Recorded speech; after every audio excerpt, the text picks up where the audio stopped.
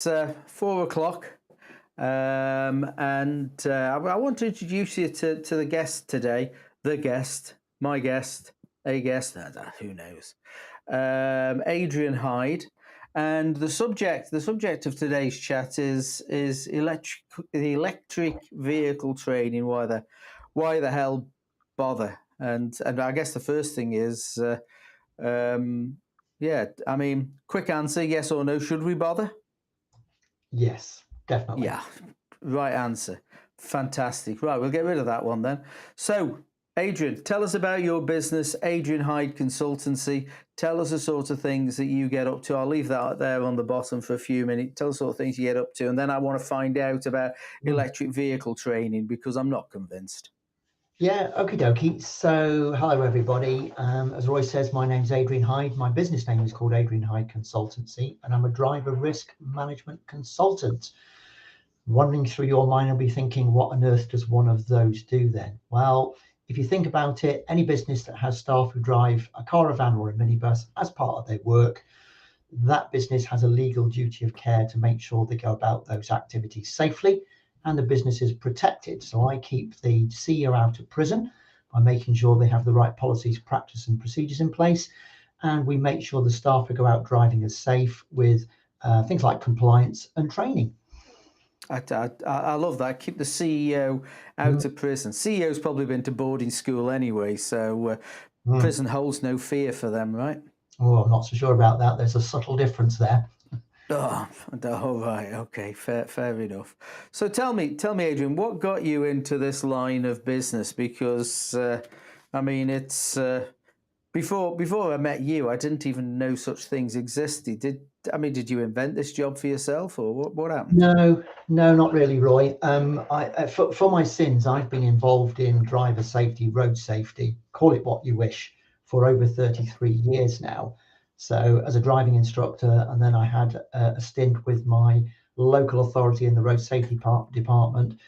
And what I do is all about keeping people safe on the roads. And the reason I do this is because over a quarter of all of the collisions that take place on the road network will involve somebody like you or I driving as part of our work. So over a quarter of all the crashes that happen, somebody at that particular moment was driving, representing either their business, the business they work for, and so on. So there's a lot of people out there hurting themselves, and this is all about making sure you, me, and everybody else out there is safe. That's interesting because I'll listen to it. I think a quarter. That doesn't sound, that means three quarters are crashing and nothing to do with work. But when you think about it, a quarter is a big proportion because not everyone drives for work. No. The hours in which people drive for work are pretty limited, I guess. Typically, I mean not always, but typically. So when you look at that, that sounds like a lot of stuff going on. I mean, how bad are these drivers?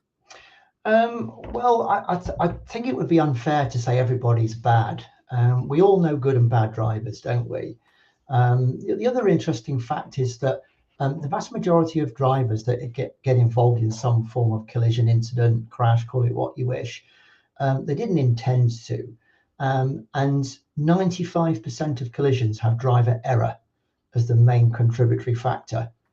So only 5% of collisions will be something beyond our control, like a mechanical failure or an act of God.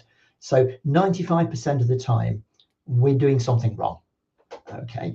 That's a great thing, I think, in my book, because that means that we've got a huge percentage of people making mistakes, that we've got an opportunity to put things right, put measures in place to put things right. So I guess if it's 95% to driver error, that bit we can we could eliminate then. We can certainly aspire to eliminate it. I think I've got my work cut out, and other professionals like me have got a work cut out to get that down to zero. But hey, I love a challenge. Hey, we've actually got a comment. I'd like to come back to this a little bit later. I just want to show you the comment, and thank you very much, Stephen. Uh, And you don't have to answer now. We'll come back to that. I just want you to bear that in mind. Is there any accreditation for electric cycle training? Oh, there should be, shouldn't there? But we'll come back to that in a second. Thank you very much, Stephen. So tell me, I mean, you said 33 years you've been at this. This is when all cars were in black and white, wasn't it? Yeah, in the days when you had to have somebody walking in front with the red flag as well because it went above a walking pace. I'm not that old. I'm clearly, yeah. So tell us, the story of this is about electric vehicle training. Why bother? I mean, come on, we've all had Scale Electric. It's not that difficult. It's just point and squirt. There's not really any gears to worry about. I mean, how difficult can it be? I mean, there's a lot of electric cars out there. Yeah, exactly. I mean, the great thing about your Scale Electrics is when you go around the bend and you shoot off, you just pick it up, put it back in the groove, and carry on, don't you? That doesn't work so well in the real world. If I just tell you my story, why I came to creating an electric vehicle familiarization course. And I had a fantastic experience in dealing with my car leasing company. And last November, I took delivery of my first electric vehicle. Now, I'm not unfamiliar with driving them, so it wasn't too much of an issue for me. But the process that saw the order right the way through delivery was fantastic. And then the day came when my bright, white, shiny new EV was delivered. It is a thing of beauty. I've seen it. It is a handsome looking motor vehicle. It's a nice set of wheels, yeah. And anyway, so this vehicle was delivered on a transporter. A very polite young gentleman reversed it off. He came over to me, reversed it into my cul-de-sac. He said to me, "I just need you to inspect the vehicle, please," which I did. He said, "Please sign here." He handed me my set of keys and off he went. Fair enough. What's the problem? Okay, vehicle delivered. So I've now got this £60,000 piece of metal sat in my cul-de-sac. I've got to move it onto my driveway. Now imagine I've never driven an electric car before. And imagine I've actually never driven an auto before. So I'm used to 3 pedals and a gear lever. Now I've got 2 pedals, no engine. Okay. So, how do I move it? And it's fraught with danger if you don't understand the technology and how it works. So I knew what to do, and I got the vehicle safely onto the driveway. And then that got me thinking, is this how we want to leave people feeling the day that they take delivery of their new electric car? I'm sure it's not. From a business's point of view, if you've just invested a lot of money in getting your employee a brand new company electric car, you wouldn't want him or her to write it off within the first few seconds of delivery, would you? That would be bad manners, that. It would be bad manners. And I talked earlier on about, CEOs going to prison. Well, one of those legal duties they have is to make sure that people, their staff, can operate any equipment provided safely. And hey, do you know what? A vehicle, when used for work purposes, is a piece of equipment. And we shouldn't assume just because we have a license that we're competent. So therefore, we need to put measures in place to make sure our staff can operate this kit safely. So I set to with another electric vehicle specialist and said, okay, if we were to wind the clocks forward and somebody uttered those words, do you know what? I wished I knew this sooner rather than later. This formed the basis of our EV familiarization course. So we cover all the things that an electric vehicle driver needs to know and should know to operate the vehicle safely, but also take advantage of the technology. Because if you drive them right, do you know what? In an EV, you get free miles. Oh, that's but I love the sound free. It just resonates with me. And so I'm going back to when I did my driving test. Clearly, the only electric car there was a milk float. Yeah. Rattling the milk bottles up and down. That was about as much as I had. And so I've never driven an electric car. Got to be honest. I've got an old diesel engine thing. Which is, after the last couple of years, the most expensive garden ornament I've ever had. Yes.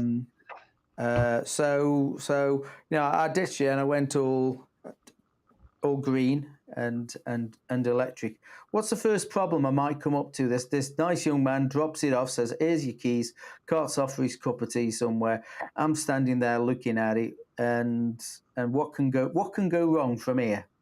Okay, there's a few things that can go wrong, and probably the most embarrassing thing is you can't move it, because you haven't gone through the startup sequence. So it's a little bit like you see your pilot on your holidays. They're doing all these sort of pre-flight checks, do this, do this, do the other, and engines start up and off you go safely. Imagine imagine if the pilot didn't do the sequence properly and couldn't start the engines. You sat on the tarmac for a long time. So you need to understand the startup sequence. And in most vehicles, it's pretty straightforward. It's foot on the foot brake, press the on button, and then the vehicle's electrical system is armed. And there's usually an audible sound that tells you it's switched on and I'm going to go. And sometimes there's an indicator on the dashboard as well. So let's imagine that you've got the thing fired up and ready to go. The next thing to be very aware of is the instant torque. In other words, the instant acceleration that you get from an electric car or electric van. Unlike your conventional petrol or diesel engine, where there's a little bit of lag and the engine speed builds up, this is like an electric drill. It's on and it's off. Okay, there's no revving up, it just goes. So the unsuspecting electric vehicle driver would need to treat the accelerator pedal with a huge amount of respect. They're not uncontrollable, they're not oversensitive. It's just stamp your foot on the accelerator and you will be launched from 0 to 60 in a matter of seconds. That's really interesting. I remember when I was doing when I was a young engineer, I was always told that DC motors had 100% torque 100% of the time. Yep. And certainly when you've got an engine, there is like a peak revs versus torque. So this is like bang, it's on. That's got to have bent a few garage doors in its time. Yeah, I heard a story about a company car driver that had his vehicle delivered at home, and he didn't understand the startup sequence that I've just been talking about. So he kept putting the accelerator pedal down. Nothing was happening. Did this 2 or 3 times, but on the third time, what he hadn't realized, this time he had his foot on the foot brake. So when he pressed the on button, the vehicle's now armed. So in frustration, he stamped the accelerator pedal just to launch the vehicle down his driveway at breakneck speed towards his garage door. Luckily, he had the presence of mind to hit the brake pedal and stop. But that could have been a very expensive, first few seconds of ownership, couldn't it? Wow. So okay, we've got this thing sorted. We know. I love what you say there. Treat the accelerator pedal with respect. And because in mine, I don't touch the accelerator pedal. I just put it. Well, it's an auto. I literally just put it in gear, release the brake, and it starts moving gently. It doesn't do any moving, does it, on its own like a standard auto does? Yeah, it does actually, Roy. But then again, this is where you need to understand the technology that's there. We talked about 3 miles. I'll tell you about that in a moment. But if you've got the vehicle set to its standard driving mode, it will operate exactly like an automatic. You release the foot brake, assuming, of course, you're in drive or reverse. You release the foot brake and the vehicle will begin to creep forward. Hit the accelerator, you'll go off quickly. But if you've got the regeneration setting, now this is a setting that you can set that is going to allow the vehicle to recharge itself every time you let go of the accelerator pedal while you're moving.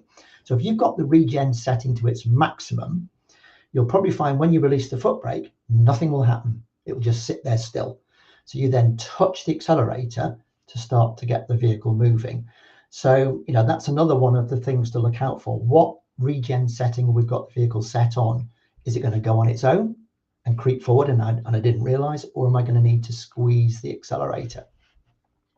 So this sounds a lot more than I thought was going on. And regen, I was brought up with regen, and I watch Formula One. I understand what it does. Explain to us what this new word regen is for those who don't know. Yeah, I suppose the easiest way is to cast our memories back to the days when we had a bike and we had a dynamo on the front or the back wheel that powered. Do you remember that? I had one of them, Yeah. Okay. So and we when know you stopped, all the lights went off. exactly. Yeah. Yeah. Exactly. So you need to be thinking about your electric vehicle almost as having a dynamo like an old bike.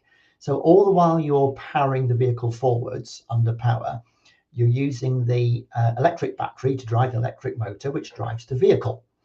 But where you get the free miles from is every time you let go of the accelerator and you have forward momentum turning your driving wheels, it's actually turning the electric motor, which is now putting charge back into the battery. So this is a great thing. So you're actually going to get free miles. And the more that you adapt your driving style to take advantage of the regen, then the more miles you're going to put back into your battery, and the more you're going to extend the range of your battery. So electric vehicle drivers, we try not to stop.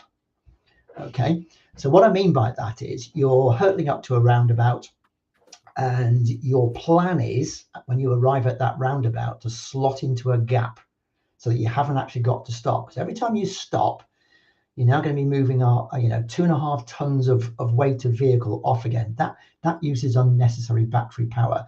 But if I can come up at a walking pace, that gives me the time to look for my gap and flow onto the roundabout. I mean, we should be doing with this with petrol and diesel cars anyway. But where this type of driving comes really in is that the more you can avoid the stop start, the more you're going to extend your range. And there's a whole load of other scenarios that we can employ to do what we call in driver training. I call it slow to flow. If you think about that, slow to flow rather than stop start. I mean, that's. I must admit, I try and do that with my car. Try not to get it going because you can feel it when you stop. The car bounces back and forth. There's energy being wasted, and I'm known for being tight and economic. Yeah. Yeah, yeah. What can I say? Now, Uh, here's the thing with that regen as well, Roy. If you've got it set to its maximum, you have to be aware that easing off the accelerator has a very similar effect to applying the foot brake. So if you're in slow moving traffic, let's say you're at a jogging pace and you forget that you've got your regen set to maximum and you jump off the accelerator pedal, your car will slow down quite rapidly. Not uncontrollably, but it might just take you by surprise. And if you've got something that's fairly close to you, you need to be aware of that. The last thing you want to is jump off your accelerator, find your vehicle has decelerated rapidly, and somebody else is introducing themselves through your back window. So again, it's being aware of the vehicle, the setting, and the environment, who's around you. so that regen setting you should call the surprise setting, right? The higher you set it, the more surprising it gets for everybody. You'll be amazed how quickly you adapt to it. I mean, I can make a journey of, I don't know, 30, 40, 50, 60 miles through all sorts of different ranges and not ever touch the foot brake. I can bring the vehicle to a complete stop at a roundabout, at a junction, behind vehicles, just by using the regen setting the vehicle has. It's a lovely way to drive. One pedal driving. How easy is that?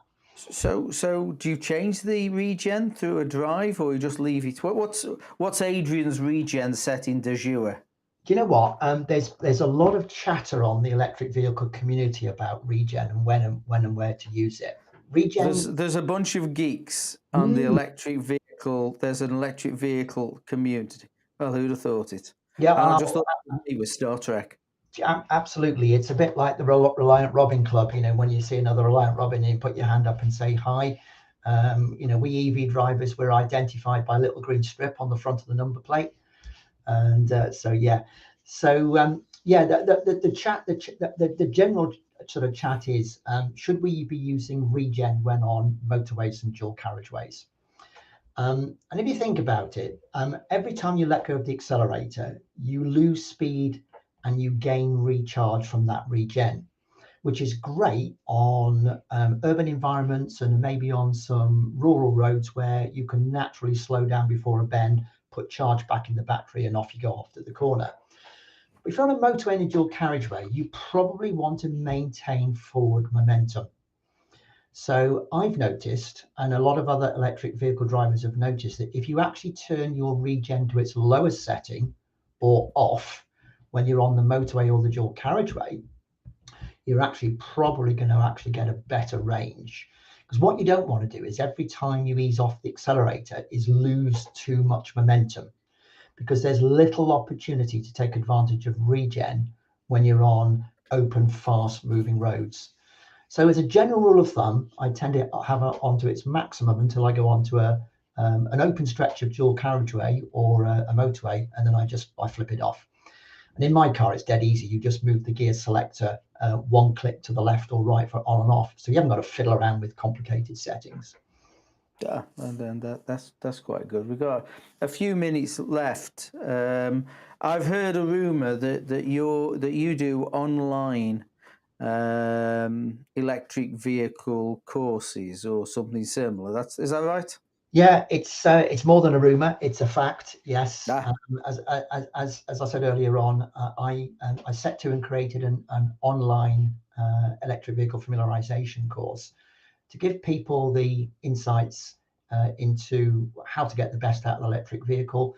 If you're moving to electric vehicle for the first time, or a business wants to actually make sure they, as a duty of care point of view, they're covering off all the training. And it's modular. It means that you can work your way through the course at your own pace. If you do 5 minutes and then you have to go and you pop back in again, you can pick up where you left off. So we'll cover everything you need to know about an electric vehicle. And then rather than a test, because nobody likes a test, we have a myth-busting quiz. And the myth-busting quiz is all about answering those strange questions that we get asked all the time. Things like, you can't charge an electric vehicle when it's raining, you'll get electrocuted, won't you? Or if you drive an electric vehicle through a flood, surely you're going to get electrocuted. You wouldn't believe how many of those types of questions come up. So we cover off all of those. So how long does that course generally take? If I sort of started now at 4:20, how long would it take me? It's going to depend how quickly you can read. I'm not that bright. No, there's a little bit of reading. Most of it is listening to an interview between me and another electric vehicle specialist, and then we've got some videos that sort of demonstrate the eco tips that I was talking about. So there's 90 minutes worth of content spread over 15 modules. The longest module is only 5.5 minutes long. So you can either do the whole lot in 90 minutes, or you can do it in a little bite-sized chunks. And remember, the best way to learn is a little and often. Yeah, so I mean that's so you're getting your new electric vehicle. Actually, something like this should come in the glove compartment if you get into the car, I guess. Ideally, I mean, the best time to do an EV familiarization course is on those few weeks or months leading up to, from the point of order to when you're about to have your vehicle delivered. So that's a good time. So when it arrives on the driveway, you'll be thinking, I know exactly what to do with this bit of kit. Oh, tremendous. I'm loving it. And that's available on that data I've put down at the bottom. Yeah, on my website, hadrianguideconsultancy.co.uk. If you go to the tab on my website that says training, and there's one that says online courses, then the EV familiarization course is there, as is the other ones. Tremendous. Hang on, other ones, what's that about?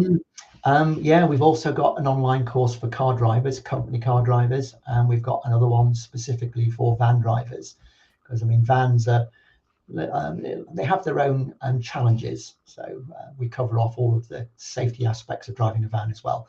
So as you probably gathered, I'm all about keeping people safe on the road, whether they're in a car or a van. Marvellous. So I've got a question here from Stephen Fieldhouse. Again, thank you, Stephen. Is there any accreditation for cycle training, and I've seen these guys with electric cycles, and I really relayed a story to you about one, didn't I, that frightened the life out of me. But is there anything for electric cycle training?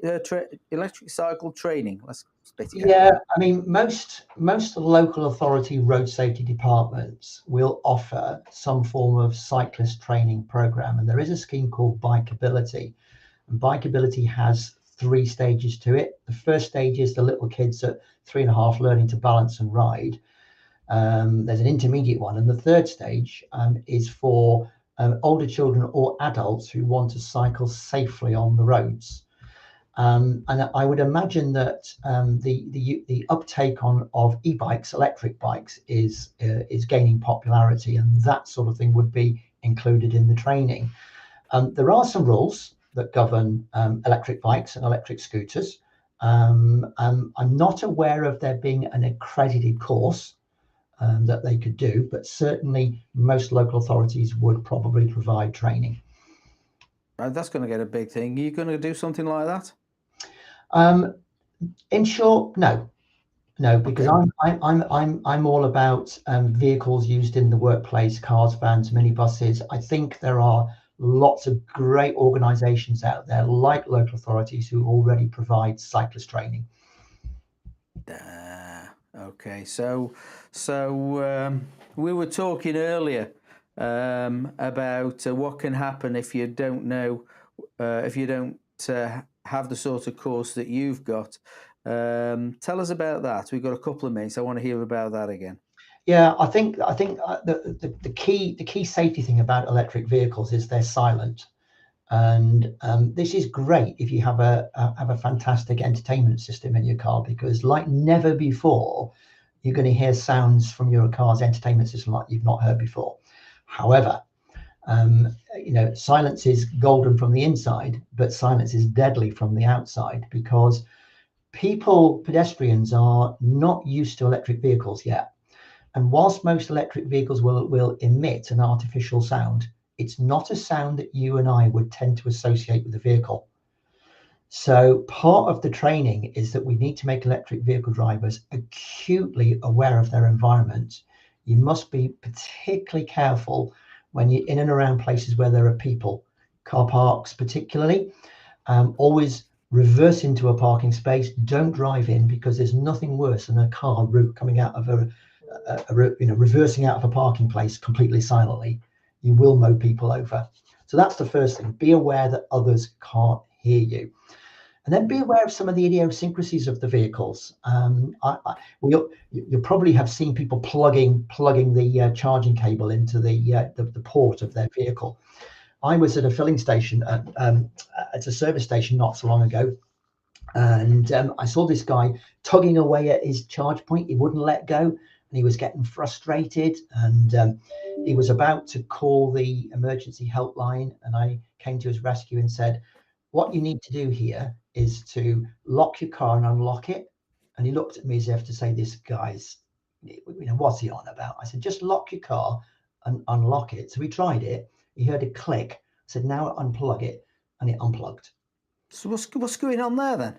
So if you imagine how annoying it would be if you plugged your electric vehicle charging port into your car, and then you went for a coffee and you came back only to find somebody's unplugged it and plugged it into theirs instead. You thought yours was charging and it's not. So what actually happens is, as soon as you plug it in, it locks. But it needs the car's unlocked mechanism to release it. So if you haven't locked your doors and unlocked them again, it won't let go. So I mean, it makes sense now you said it. Simple as that. Yeah. And there's a few other little bibs and bobs that you just, I wished I knew that sooner. Are covered in our course. So here's the thing. Go to Adrian Hyde Consultancy.co.uk, or ring Adrian. He likes to talk to people. He's a personable enough sort of guy.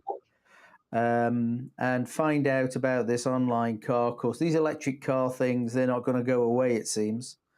So best use them. And and I guess from another point of view, if you're a young driver and you've not got that experience with cars anyway, I think it's a great Christmas present.